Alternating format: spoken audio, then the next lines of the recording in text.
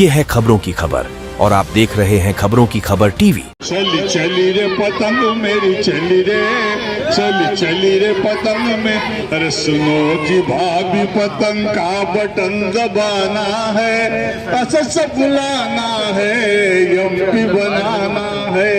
हजारों आके गए और हजारों जाएंगे, इसी मजलिस के लिए हम तो जान लुटाएंगे।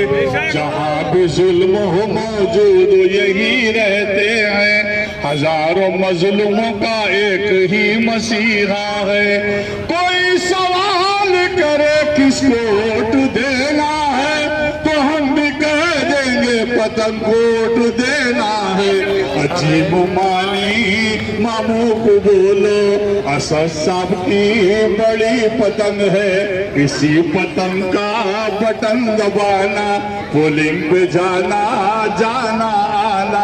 सुनो जी नाना पतंग का बटन दबाना है, असद साहब को लाना है, यम्पी बनाना है। सुनो जी भाभी पतंग का बटन दबाना है, पतंग खुलाना है, यम्पी बनाना है। सुनो जी आपा भजन को बोलो, अजी जिठानी देवरानी को बोलो, अजी वो नानी नाना को बोलो, अजी वो मौलसा मुमानी को बोलो। मेरी पतंग है हरी पतंग है, इसी पतंग का बटन दबाना।